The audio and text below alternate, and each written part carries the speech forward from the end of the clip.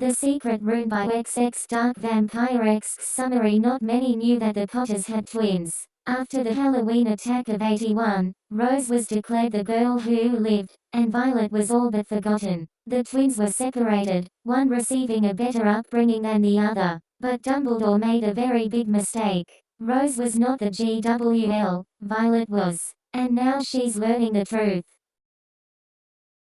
Chapter 1 Chapter Notes cross-posted on FFN. And no, I don't own Harry Potter or any of its characters.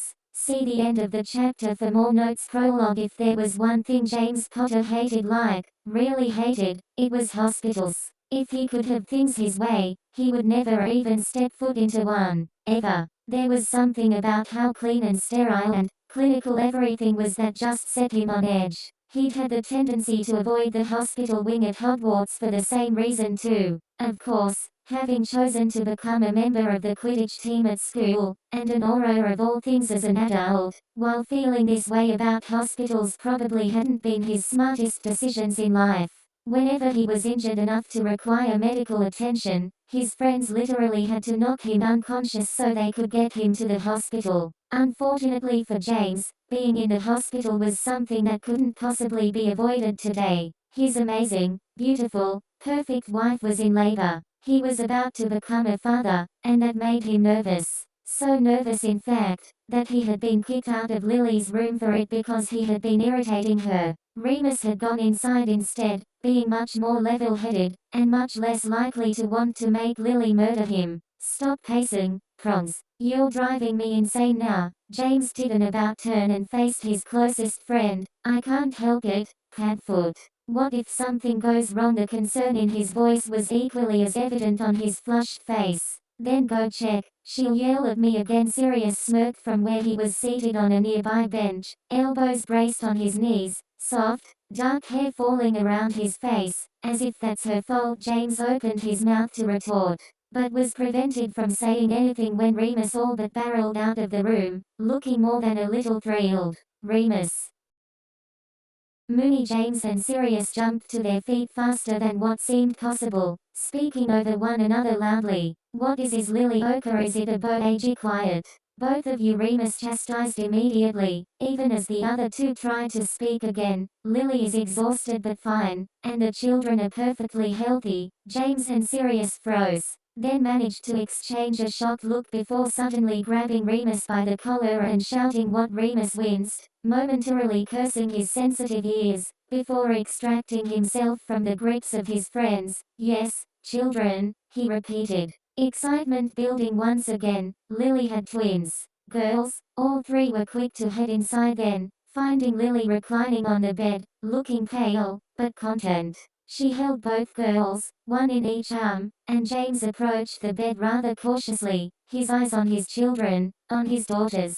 Lily, the young woman looked up at them and smiled tiredly, beckoning her husband closer as well as she could without moving too much. Hello, James. James sat down on the edge of the bed and leaned forward to kiss his wife gently. He looked down at the girls. They are beautiful, Lily snorted. They look like hairy, wrinkly potatoes. Sirius smothered a laugh even as James shrugged. Potatoes can be beautiful. That had Lily smiling again, softer this time. And she looked down at her little girls herself. I wasn't planning on twins, but I'm so happy. Yeah, me too. Normally, Sirius would have mock-gagged at such an emotion-filled moment, but not today. He stood next to Remus, beaming happily, as if he was the father of the kids. Hell, he may as well have been. He was going to spoil them like crazy. What will you be naming them? Remus asked curiously. I don't think you've ever said anything to us about it. James and Lily traded a long look, communicating silently, as many couples tended to often do. Some months ago they had picked a couple of names for both boys and girls, deciding not to just settle on one in case the name didn't fit the face. It seemed they were going to end up using both girl names they had picked. Now they just had to figure out who would get which name. Carefully, very carefully, James picked up one of the infants. She had a tuft of hair as dark as his own and her eyes, barely open, were the same shade as her mother's eyes. She was tiny, very tiny, but was a little bit bigger than her sister. She was born first, said Lily. James nodded and then, after a moment, looked back up at his wife. Rose, he said, choosing the first of the two names, Rose Lily Potter. Lily smiled and nodded, agreeing with the choice, and then gazed down at the child in her own arms. Identical to her sister except for being just slightly smaller, Violet Alice Potter, she said, declaring the second of the two names. Sirius blinked when he heard this, and frowned. Alice, he repeated, looking confused, which only made Remus, who was standing beside him, sigh in exasperation. But Lily, obviously in a very good mood, merely laughed. My dearest friend Alice? From Hogwarts? She married Frank. Don't you remember? You were at their wedding too. I told you. She said she agreed to be the godmother. Oh, remembering now. Sirius rubbed the back of his neck sheepishly, wondering how he could have forgotten that. Then he cleared his throat and said, wasn't she about to have her kid too? She was, and did yesterday. They had a boy, and they named him Neville. I'm his godmother. That's great, exclaimed Sirius, appearing genuinely pleased. Speaking of godparents, said James suddenly, drawing everyone's attention to him. He and Lily traded a nod, more of their silent communication, before he looked over at Sirius. Padfoot, will you do us the honor of becoming Rose's godfather? And while Sirius stood there, utterly dumbfounded, Lily looked at Remus, and will you do us the honor of becoming Violet's godfather? Moony Remus froze, completely caught off guard by the sudden request that he genuinely hadn't seen coming. He had thought they would ask Sirius to be the godfather of both of the girls. Like Alice was their godmother, he hadn't thought to be asked at all. Most would have never asked a lycanthrope to do something like this. But before Remus could say anything, Sirius let out a loud, ecstatic whoop, practically bouncing where he stood, and both men accepted their new positions without preamble, taking their respective goddaughter into their arms. Sirius grinned down at Rose, and Remus smiled at Violet. There really weren't any obvious differences in the twins other than the very slight one in their sizes, but the closer Remus looked, the more he began to notice that there was one other small difference. While Violet's eyes, like Rose's, were just like Lily's, both in shape and color, something about Violet's seemed brighter. The green of her eyes seemed more vivid, almost. But maybe that was just a trick of the light. 15 months later, James and Lily adored their children, and it seemed that everyone else did too. Frankly, who wouldn't? Rose and Violet were the sweetest, most adorable things ever. Even Lily's stuffy older sister Petunia had been completely taken with them. No one could resist their charm. Of course, things between Lily and Petunia hadn't always been easy, but the death of their parents had reunited them, bringing them closer in a way they hadn't really ever been before. Lily liked having her big sister back, and Petunia liked having her little sister back, the rift that had grown between them finally mending, though it did, admittedly, take a little while. And now both Lily and Petunia were aunts, because Petunia had a child too, just a few months before Lily had hers, a son named Dudley. Watching the three of them play together had been the cutest thing in the world. Sirius and Remus, the twins' godfathers, were around as often as they could be, wanting to spend as much time with their little goddaughters as possible. They absolutely doted on the two. They had no plans to have children of their own, so that gave them all the more time to spend with the twins. Despite being twins though, Rose and Violet were actually quite different, except in appearance, naturally. Lily had heard stories about twins being inseparable, and she had even seen that for herself in the Weasley twins Fred and George, who were only 3 years old. They never went anywhere without the other, always climbing into each other's beds to sleep cuddled up together. They behaved the same way, and spoke the same way, and never failed to drive their mother insane. But Lily noticed that her own twins weren't like that at all. Rose was the more excitable one of the two. She seemed to love being the center of attention, constantly drawing it to her if she noticed it wasn't already on her. She was always rushing around the house, filling any and every room she was in with laughter. Wherever Rose went, laughter followed. But she was also very fussy at times, especially with anything she didn't like, and it seemed that she cried almost as much as she laughed. But Rose loved James and Sirius the most, always very happy with their many loud, fun pranks. Violet was the complete opposite. She was a quiet baby, almost oddly so, and didn't like being around too many people at once, or having too many people looking at her. She tended to escape rooms whenever this happened. She was curious though, always exploring so she could look at things or touch them, or stick them in her mouth. It was rare for Violet to cry, but at the same time, hearing her bright laughter was almost like being given a treat. She was the calm twin too, rarely fussy and mostly agreeable, and even surprisingly patient if she noticed her mother busy with her twin. Violet liked being around Lily and Remus more, seemingly at peace with their calmer attitudes and softer voices. Of course, Lily didn't really have any problem with this. It was almost refreshing, in a way, the difference in the twins. It also made it impossible to mix them up, so that was a nice bonus too. It was Halloween and James and Lily were both utterly exhausted. The twins had been an irritating handful today which, admittedly, was normal when it came to Rose, but less so with Violet. Darkness had fallen and the children were finally asleep, so the couple sat slumped on the couch in their sitting room, getting their first moments of relaxation since morning. Violet was acting strange today, wasn't she, said James, although it sounded like he was making a statement more than he was asking a question. Lily agreed with him anyway and nodded. Yeah, she was. She generally isn't so fussy, but she seemed so agitated and upset today. She was crying so much I don't think she's cried that much since she was a couple of months old. Lily frowned, even as she thought this. She'd been getting a strange, almost ominous feeling nearly all day. She didn't understand that feeling, and didn't understand why she'd been feeling it, but had Violet been picking up on that? On her unease it certainly wouldn't have been for the first time, though she tended to pick up on Rose's emotions more than she did Lily's. Lily supposed that was just because they were twins. Molly had told her Fred and George had the same sort of connection, whatever it was. Have you heard from Sirius, said Lily eventually. Yeah, he'll be checking in on Wormtail tomorrow to see how he's doing. Tomorrow the 1st anyway, and Peter's been pretty quiet recently. Guess Pads is worried.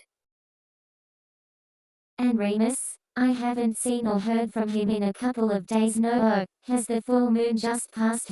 Yesterday. He said he needs another day or two to recover, but that he can drop by if we need him. If not, he'll come over by the end of the week. Lily sighed softly. She loved Mooney dearly, and she wished he didn't have to deal with all of this. He was such a good man, and he adored Violet more than anything. Why he was trapped with such a cursed life was beyond her. She couldn't ever forget how shocked she had been when she had first found out the truth, and thinking about how he'd been a child when it had all happened, it just broke her heart. Peace in the Potter cottage came to an unfortunate and abrupt end when the front door flew open suddenly. A dark cloaked and hooded figure walked in calmly, wand in hand.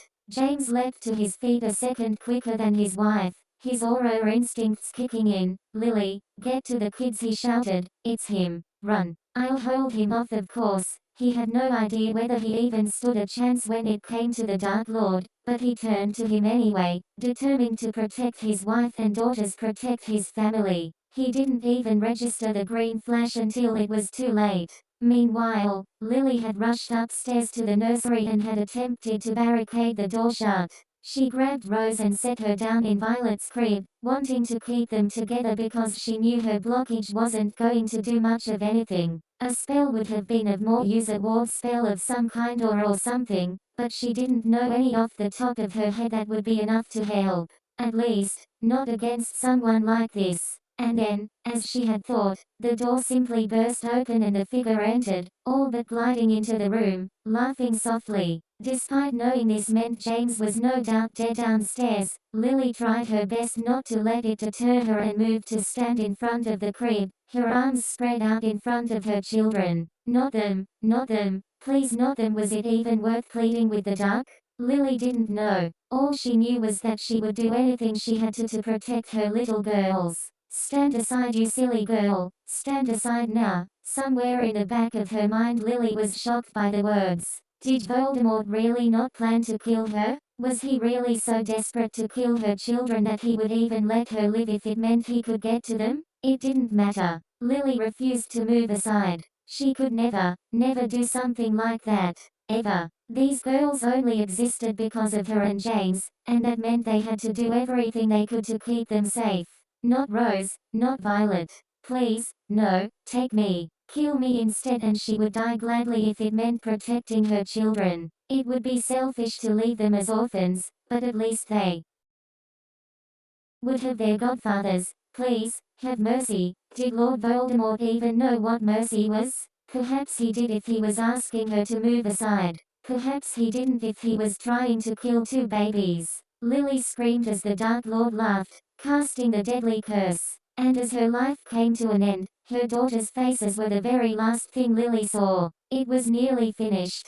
Voldemort turned his attention to the crib and the two children that had been placed within it. One of them was crying loudly, the sound grating on his nerves as he was forced to recall the orphanage he had been trapped in for so long. It did nothing to appease him, offering only very brief clarity to his mind before it blanked over once again. He looked at the second child. This one was quiet, sitting there looking up at him, curiosity shining in her bright, green eyes. Eyes that, in his muddled mind, looked to very nearly match the color of the spell he had just used to end her father's life, her mother's life. The spell he would use to end her sister's life. The spell he would use to end her life. But at the same time, he thought it was somewhat unfortunate. The quiet child had an intelligence and curiosity in her eyes that her frightened sister did not seem to have. Cautiously, and not quite sure why he was doing it, he reached down into the crib and set a large hand onto her head. Ignoring the bawling child nearby, she remained silent even at his touch. The only thing she did was look up at him, her innocent curiosity only growing. His mind cleared again, just for a moment, and he wondered which twin this was. Wormtail had told him one was Rose and the other, Violet. A flash of silver caught his eye and he saw that they were both wearing bracelets that seemed to bear their names. The crying child was Rose, and the quiet one was Violet. Yes, it really was unfortunate. If it wasn't for the prophecy, perhaps he would keep Violet alive and have her raised properly. His mind blanked over again, his original goal forcing its way to the forefront of his mind. They had to go, both of them. Voldemort retracted his hand and raised his wand instead, aiming it at Rose. She was still crying loudly, so he would deal with her first. But as he did this, Violet began to move, trying to pull herself up. Voldemort ignored her. There was little she could do to stop him after all, and instead he spoke the cursed words that would end it all. Avada Kedavra. But even as he said the final syllable, Violet just barely managed to get in front of her sister, and instead of hitting Rose, the spell hit her instead, causing her to cry out in confusion and surprise.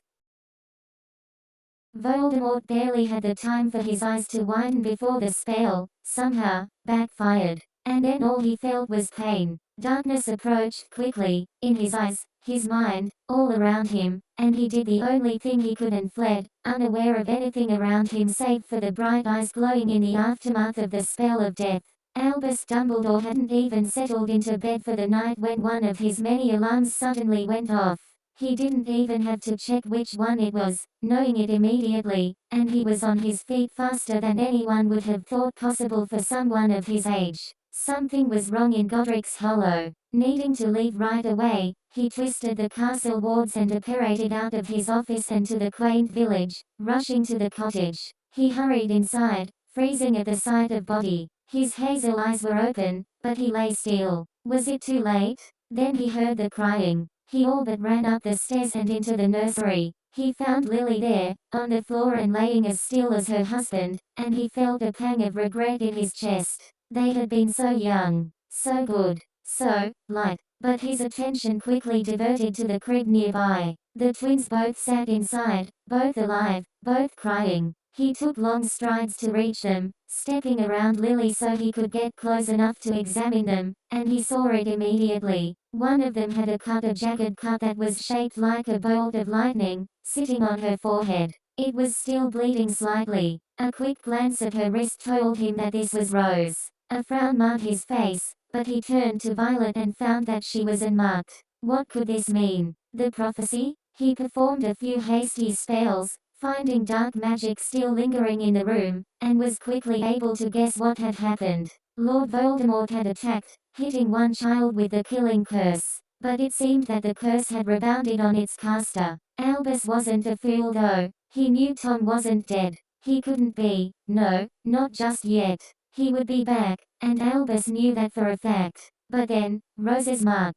No, he had other things to do right now. First, he had to get the children out of here. He scooped them both up, Violet falling silent even as Rose continued to cry. Well, there wasn't anything he could do about that right now. A wandless spell later, a message was being sent to Hagrid, and as he walked out of the quickly ruining house, he began planning. By the time he made it outside, a small crowd had gathered around the cottage. Albus avoided the crowd and moved off to the side so he could wait for Hagrid in privacy. It wouldn't do to get too many eyes on the children right now. Fortunately, he didn't have to wait for long. Albus didn't allow Hagrid to speak, he didn't have the time for that, so he hurriedly spoke himself.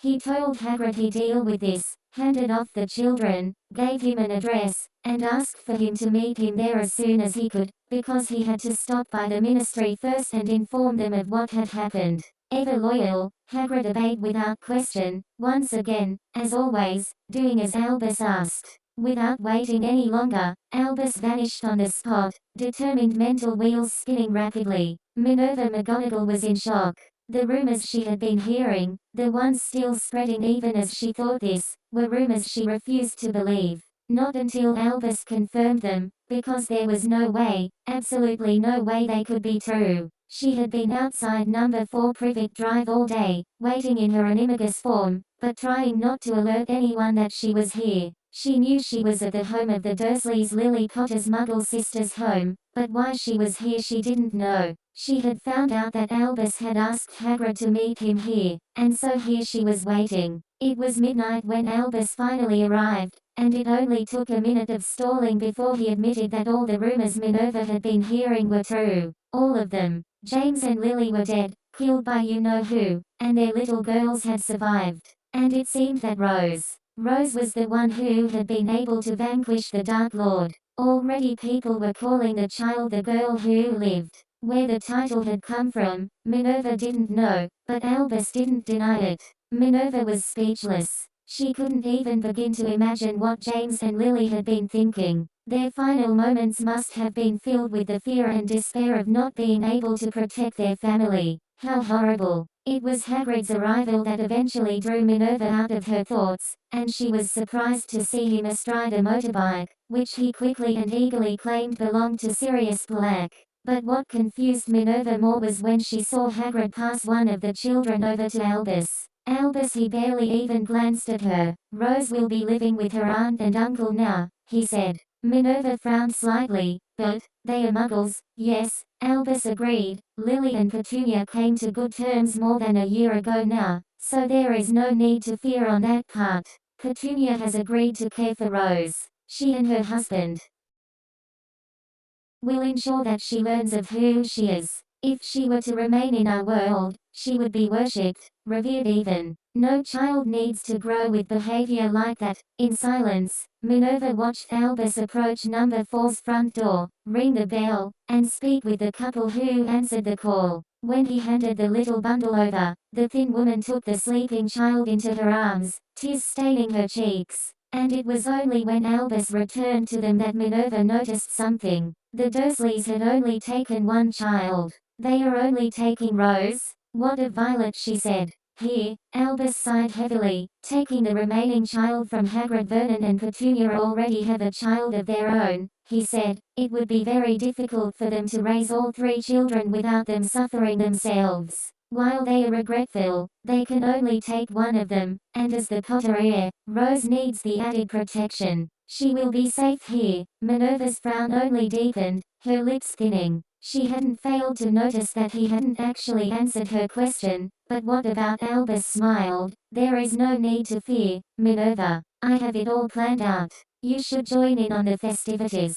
A number of them looked quite amusing, and after a farewell to both her and Hagrid, he turned and vanished on the spot, leaving Minerva shocked and confused. What was that man thinking? Albus appeared in a darkened alleyway. Stepping out, he found himself in an empty street and he nodded to himself, pleased. This would do just fine. He strolled down this street, pausing in front of a weathered, two-story building. Above the faded, peeling door sat a sign, declaring the place to be Starlight Orphanage. Conjuring a basket, he placed the sleeping child inside, setting the item on the small landing at the top of the stairs. He then used a couple of spells to acquire a bit of parchment and a quill, quickly writing the girl's full name down, and adding this to the package. Casting one or two other spells around the area, he took a step back, satisfied, and gazed down at the sleeping child. Perhaps it was cruel of him to separate the girls like this, to send Rose to family who would care for her, and Violet to an orphanage where there was no guarantee of care at all. But one was the girl who lived, and had a greater need for this than her sister, for he knew Tom would return, and he knew that when he did, he was going to target the girl who lived, rather than her sister. Rose Lily Potter and Violet Alice Potter, twins with fates that would no doubt be so very different. And if one of them had to suffer for it, well, it was all going to benefit the greater good in the end. Chapter end notes. Damn, that was a long prologue. I'm curious about the response I'll get, since I've never written anything like this, which is why I've put it up. I don't have any more written, so I don't know when the next update will be. I do, however, have ideas for up to the beginning of 4th year so far, so hopefully it won't take too long. I do plan on doing all the years, but I'll go through the first few as fast as I can. Because of that, the actual romance won't begin until later on, so please be patient. Comments? Kudos?